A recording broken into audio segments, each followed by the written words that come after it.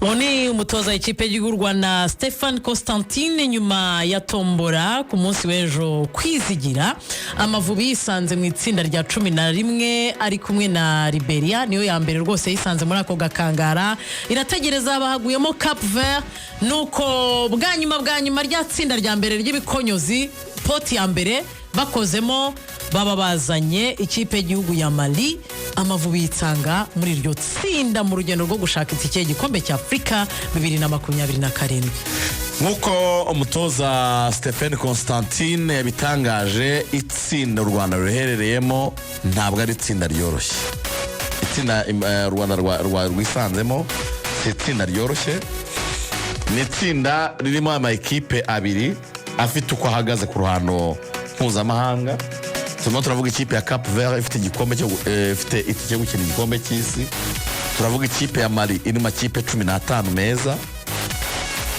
kuri ranking na kongeraho n'ikipe ya Liberia niyo kipe twavuga ko muri iri tsinda ari kipe nayo idafite ibigwi bihambaye ntabwo ifite ibigwi bihambaye kugira ngo byumve neza ndahungano hita ukomerezaho ikipe y'Igihugu ya Liberia ikinye igikombe cya Afrika inshuro oya nyamanizi yawe itinyamurira oya Liberia ikinye igikombe cya Afrika inshuro 2 na 2 ni giheruka ni 2 ni ikipe nyine nayo idafite ibigwi bihambaye uretse kwa ifite George Weah president akaba umukinnyi uzwi agatwara Ballon d'Or Afrika kabera mwana witwa Timothy we ariko wahisemo gukinira Leta Zunze Ubumwe za Amerika ni ikipe nyine ya Liberia nayo ugeze muri ruhago utabona amateka menshi cyane waganira so igihari rero nkuko coach yabiganiriye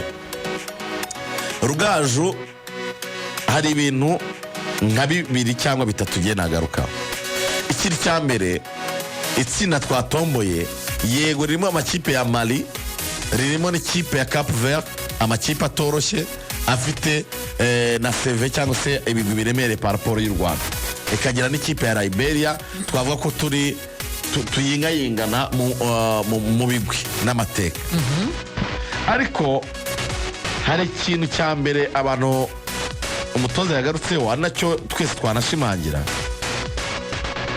nta na rimwe umupira wo muri Afrika ukora itandukaniro cyane kuko ama equipe nubwo bafite abastar n'abakinnyi bakomeye ni imikino ibarwa ifite formule imaze kumenyekana formule imaze kumenyekana rero nta yindi ndimo ndavuga ni gutsinda imikino mwakiriye mu rugo nicyo kintu cya mbere gikomeye cyane vuga ngo Amavubi agatekereza ko yakiriye Mali i Kigali yakiriye Liberia i Kigali yakiriye Cap Vert i Kigali bagomba kubona amanota nicyo kintu nabonye icyo bita home advantage muri Afrika irakonta cyane ni ikintu gikomeye cyane icya kabiri aya Mavubi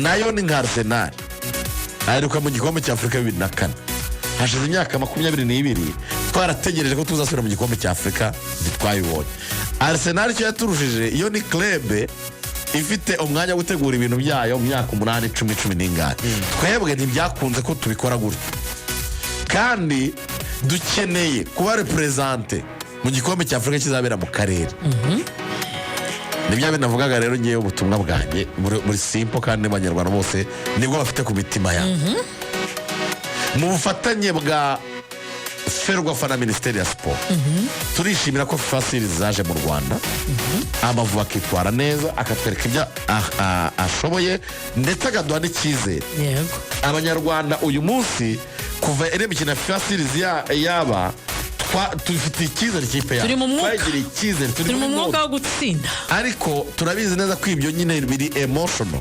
bitandukanye na pratique ziri scientifique ziri sportif iziri sportif rero nazo dushima nuko Amavubi agiye kujya muri Maroc gukorayo camp y'iminsi 10 izaba irimo imikino 2 ya gishuti match ya Tanzania itariki 6 match ya Comoros ku itariki 9 ni ikintu cyiza cyo kuvuga ngo mu buryo buri sportif nabwo byuzanya na FIFA Series kongeraho niyo mikino tubonye ya gishuti muri FIFA window biragaragara nyine ko Amavubi intego yabo ndetse ya Minisiteri ya Siporo na Ferwafa biragaragara nyine ko ari muri wa mujyo mwiza. Uwo mujyo mwiza rero wo gutegura ekipe nujyane no gukomeza kurambagiza abakinnyi beza baza kongera kalite muri ekipe yacu dufite. Bikomeza bijyanirane. Hari amazina aremereye cyane Rugaju ngira ngo agenda aganirwaho ba Warren Kamanzi, ba Trezo n'abandi bakinnyi bose bagenda baganirwa bashobora kuba baza bakazana kalite additionnelle muri equipe nationale. Abo bakinnyi bashakishwe iyo mikino ya gishuti n'ayo mawindo ntituyasimbuke, dukina imikino ya gishuti duha umwanya Stephen Constantine wo gukomeza kumenyerana na groupe ye no kongera kalite muri squad. Hanyuma mu gihe cyo gukina rero aba aribwo tuzaza kuri cya kintu cyatugira akamaro cyo kuvuga ngo tugerageze gutsinda all games zo mu rugo, hanyuma imibare irashoboka. Ikindi cya gatatu aricyo sorezaho turambagize, turimo turakina imikino ya gishuti twongere karite muri squad, ariko ikindi kiremereye cyane nuko Amavubi yari yagerageje muri window iheruka gukomanga hagarukiye ku manota 8 Rugamba, ntitwagakwiriye gusubira inyuma. Twari tubyegereye kujya muri AFCON, byari bitwegereye. Dore inshuro ebyiri zose ziheruka turavuga tuti haburaga akantu gato, haburaga.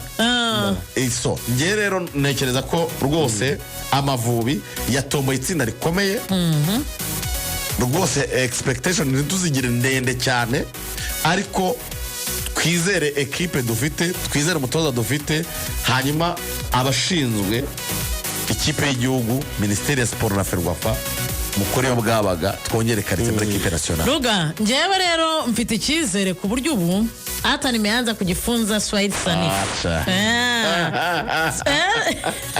Turasabwa gutangira kwitoza kuganira igiswahili kuko pamoja kabisa. Ntabwo tugomba kwabura.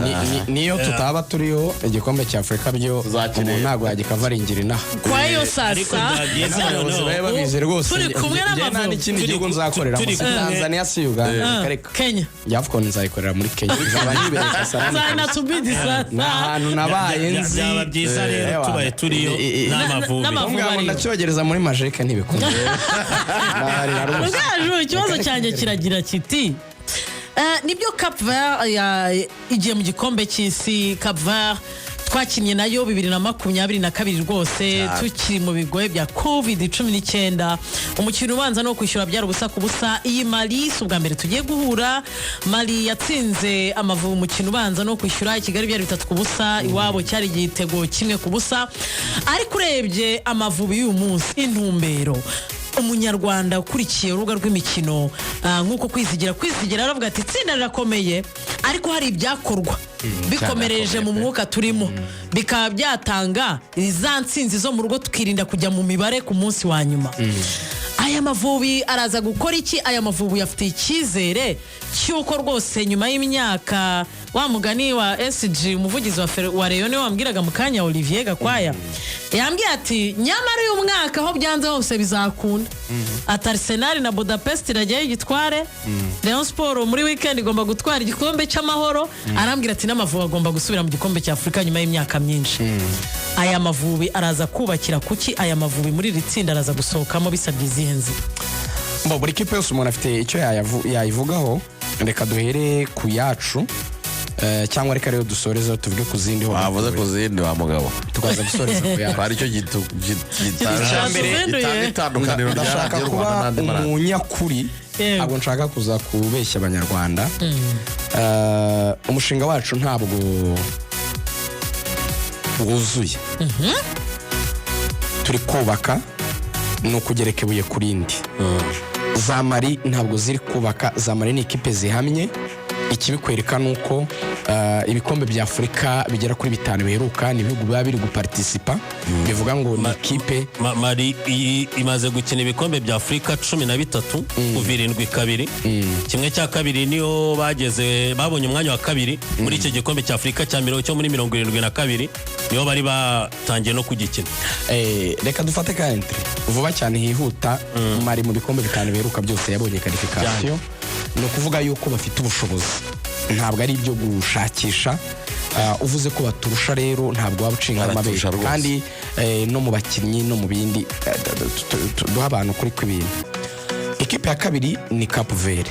Cape Verde iri mu gikombe cy'isi iki kigiye kubera muri Amerika, muri Canada, muri Mexique. Cape Verde iriyo. Cape Verde iriyo twigeze kunganya Titi Kayishema ari we RB yoherejeyo. Olivier yakoze save zigera nko kuri 20 tunganya ubusa ku busa. Baba tipe yitwa ba Mendes bari bakirimo n'ubundi nibo barimo bongema abandi bake si benshi cyane. Ariko inkuru itari nziza, ikipe yabonye itike y'igikombe cy'isi byanze bikunze ko turi kuvuga ngo dushaka ba Warren Kamanzi bw'abakinnyi baba kwisabira kuza kugukinira cyane kuko nk'ubu bafite umukinnyi mu bakinnyi bazajyana mu gikombe cy'isi Giovanni Cabral umusore ikipe ya Sampdoria ni amwe mu bakinnyi bari bisabiye. Logan Costa wa Villarreal ni umukinnyi umve revo wa Villarreal, akaza Robert Pico wa Shamrock Rovers. Shamrock Rovers ni ikipe muri Rwanda ikomeye ikina za Conference League. None igikomeye urumva n'umutoza Pedro Leitao Brito uhereye 2020 yarayitozaga mu kwezi kwa mbere. So nayo iraturusha icyo tukemere ntacyo guca ku ruhande na Cape Verde iraturusha. Nubwo nayo mu gikombe cya Afrika gishize itabonetsemo, ariko nyine mu gikombe cy'isi wenda byanaturutse cyane no ku burangare Cameroon nawe yagize. Cameroon yari irimo bya ibibazo bya Eto n'umutoza batumvikana na ministre wa sport muri Cameroon, bituma hagira ibibazo. Hari n'urugendo bakoze bari muri Cape Verde rw'amasaha agera ku 9. Samir yarabidusangije hano. So biragaragara yuko nayo ntabwo ari ikipe twapfa kuvuga yuko turusha, iraturusha. Hari ikipe ya Liberia ni nawe ya nyuma mu itsinda kuko twe twari muri poti ya gatatu bari mu ya kane. Abijana 40 ku isi. Liberia izatozwa na Adil, umwihariko wa Radio Rwanda. Adil tuba tumaze kuvugana none iminota 5. Ntabwo ari ibyo guca ku ruhande. Yanansabye ko ibintu bimwe tuganiriye ubwo ngiye kujonjoramo bike. Kwizigira yambwiye ngo iki tujye tuganira nk'iki wabyumva cyane tuganira nk'abavandimwe. Sinshaka kumva ijwi ryanjye muri radio z'i Kigali cyane. Yambwiye ati Rugaju tugane nk'inshuti yanjye ntituganire nk'umunyamakuru. Code ngiye ncishe kuri radio. Hari ibyo yambwiye ntavuga ariko hari n'ibyo navuga. Adrien yambwiye ati kipe ushaka kuba ufite abakinnyi badakomeye ariko ikipe igakomera bijyanye na viziyo cyangwa icyerekezo mwayihaye. Icyo ni ikintu gikomeye cyane. Iyo ni abaguhaye uzi icyo abakubwiye kwizigira. Bari abakubwiye ngo mushobora kuba mutekereza ko turi insina ngufi ko twari muri poti ya 4 ariko muzakora amanota twe mwese, ariko mwese umuntu uzakandagira hano tuzubaka ikipe umuntu atazabasha gupfa gukuraho amanota uko yishakiye. Niyo statement ya Adiri mu bintu byinshi twavuganye nyifasha. Witomba ko yindi bita ntoya Liberia nayo ishobora kuba ifite viziyo ikomeye. Arakubwira ati ntabwo nzongeramo abakinnyi benshi, abakinnyi dufite z'abakinnyi babi cyane, atari ko so muri APR ikomeye natwaragaho nawe ufite abakinnyi bakomeye cyane. No, ni mentalite ushyira muri equipe na viziyo biri muri equipe n'intego mwiha. Ariko nyamara afite abo kubakiraho icyerekezo. Yego afite abo kubakiraho barimo Oscar Dole n'umusore ikipe ya Slavia Prague mu gihugu cya Czech, bakagira Samson Dewi w'ikipe ya Victoria Plzen, bakagira Divinity umusore ikipe ya Slavia Prague, akagira Sulaiman Ba uno musore kina muri Malta mu cyiciro cya mbere, ndetse na Ayubu Kosian uyu nguyu yari na top scorer muri qualification za World Cup nubwo batitwaye neza, ariko ngo nomwe mu basore bato kandi bo kubakiraho mu ikipe y'igihugu ya Liberia. Mu bintu rero dukeneye twe nk'u Rwanda bitureba kugira ngo tuzabashe kugera kure mu gikombe cya Afrika twe twanagerayo. Ikintu cya mbere gikomeye, ikipe ibanza gukora icyo bita calcul, imibare. Amanota ajya mu gikombe cya Afrika ashoboka arazwi ni hejuru y'amanota 10. Iyo ugize 10, 11, 12 muri iyo range akenshi ubonatike. Akenshi bigenda gute? Mari i Kigali ushobora kutayitsinda, nubwo hahagira Fortress ishobora kuza ikagukuraho inota. Wakayitsinza akenshi wenda ari urusorezo yarabonye qualification hari igihe uguha, ariko iyo mutangire nk'i Kigali hari igihe itaguha ukayikuraho rimwe. Cape Verde biri non negotiable. Iryo ni ryo jambo rya mbere banza gushyira hariya muri Stade Amahoro. Kakano Arteta yari yarateguye twavuze ko gukora igikombe ariko akagishyira mu ibara ry'umwijima. umutoza wa national azafatira ko ari umu equipe nationale yandike yuko hari match ziri non negotiable zitari izo kwirirwa tuganira. It's a must win game. Match ya Cape Verde, match ya Liberia, those are games iyo utazitsindiye mu rugo you can't qualify, ntibishoboka. Ayo ni arindwi wayakoze bidashidikanywa ku Cape Verde Kigali ugomba kwirasa, utayirashe ihanagura. Liberia Kigali ugomba kwirasa. Erega niyo makosa twakoze ejo bundi kuri Liberia tunganya nayo cyane. ni ukuvuga ngo imibare ibishoboka ni ukubara ngo ndakura 7 Kigali, hari cya kigugu cyitwa Mali rimwe, hari Cape Verde nyirasengirane, hari na Liberia nyirasengire 7. Muri Cape Verde uba watsindwa icyo kibike ukuvuga wayitsinze Kigali n'bizakurasa, ntago igiye mu gikombe cy'isi, ntago igiye mu gikombe cy'isi kino, kandi abakinnyi bacu Levo ndayizi nubakoza muri Cape Verde bashaka kukurasirayo. Reka nemere ko yandashe Mari muri Mari, sinshaka kubabeshya abanyarwanda, duhuje igihugu, duhuje amaraso, duhuje ibintu byose, murarasirwa muri Mari, uzaraswa ntacyo wavuga. Ibamako bakunyuraho rwose bari abasenayo kuba bagenda cyane, urabirya niba kubeshya baza guhindura ikipe yawe Brazil cyangwa Ghana, ako tamusefie nawe bamuhakaze ejo bundi nta kindi bamubwira. Ariko kwa Liberia wadiri nakubwiye, iyo ufite intego murasirayo ugomba gukora away win wisabwa. Ubwo na 6 kuri Liberia, 6 ya Liberia, rimwe ryo kuri Mali 7 na 3 yo kuri Cape Verde 10. Icyo gihe mu mibare iyo wabibaze iyo match ukayikina nk'urupfu ushobora kubikora. 10 niyo minimum, maximum ni ahandi uhura na Cape Verde yagize nk'utubazo wenda bari guserera muri federation ukaba yikoraho nka rimwe wabo kagera 10. Ni nka kwa kundi usanga nka Maria Zubaye ikazi Kigali ukayirya ukayikoraho nka kimwe ku busa ukabubonye atatu. Kandi maze iminsi ifite ibibazo byo muri federation n'intambara, haba hari na rumu yuko akora nka 13, ariko ibyo bintu bigoga wumve ko wumvishe lose ni lose bimwe ibishoboka cyangwa ebyiri. Numere gutakaza match zirenze ebyiri muri match 6 tuzakina. Mu yandi magambo ku manota 18 n'abashoboka, aho gutsinda ubara ko watsindirwa ku manota 6, 3 muri Cape Verde, 3 muri Mali. Ayo wenda bavuga atayo ngayo nayatakaza, ayandi nawe uravuga ngo andi 12 agiye kuba sigaye ndayagiraho ijambo, minimum mbone 10, maximum mbone 12. Uzahana ikosa riba nuko tutabitegura ngo izo match tuzikine nka match z'urupfu. Abandi bajya mu gikombe cya Afrika izo match zitwa nani negotiable Kigali, ndana challenginga namwe abafana, nge ndagenda mba blueprint ya buri kantu kose. Nk'ubu ngubu ndongera nitiza akantu gato cyane amasegonda 2 kuri Arsenal. Bakoze inama Arsenal Arteta nicyo bita ihuriro ry'abafana ba Claude Muhawe n'Imana. Abayobozi b'amafani club ya Arsenal baganiye na Arteta arabwa ngo ndabasabye mujye muza kwakira ikipe yanyu kuri bisi mbere yuko yinjira muri stade. Kumva icyo kintu, mujye muza muhagarare mwakire kuri bisi mbere yuko yinjira muri stade, mubereke ko mubizeye, mubaririmbire, mubategure. Ibyo bintu byaherukaga abafana ba Arsenal bari gutega abaherwe b'ikipe baje kumarika amabanderole, nibwo babategeraga mu zabwa ati nta kipe dufite. Arteta arabasaba ngo kwa kundi mwajyaga mudutega ngo nta kipe mufite, mujye munabatega mubakire mubabwire yuko mubizeye.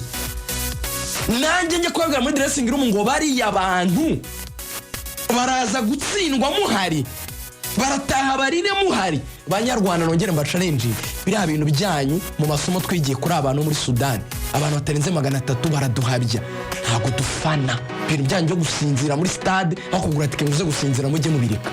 Kenda baho kuri ndabaye Kinyarwanda ntago nca ku ruhande. Ni ikintu cyo gufana, igihugu kirafanwa, gutsinda ni ugukanga adversaire.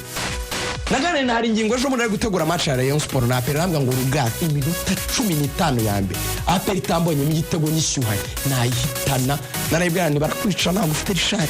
Ari kumwe na president wa Rayon Kwaure Zaria ejo nyine tureba Arsenal na Banda bwa ni barabahitana, arambwa ati ndafise plan iminota 15 ya mbere Aperi nta kintu iri gukora. Abareyo bamba bareba akajya hejuru kidogo kayabya 15 minutes ya mbere ngashyuwa gusa abakinnyi bakava mu bwo nayihitana nayicira mu mahoro mfite umure. Uzi icyo abayizeye umufana murinde w'abafana ya engineer umu twavugaga muri Arteta, umufana niwe mavuta turu n'abakinnyi mujye mubimenya. kanshi ahandi mubona abadevelopa yo gufana fortress, guhindura stade yanyu ahantu hatavogerwa bikorwa n'ama bafana. Nta bintu byacu by'abanyarwanda byo kuza tukipfumbata tukifata amapfubyi tugaceceka tugategereza badushyiramo kimwe ngo Amavubi yanyu yande. Wowe uri kuvuga yande?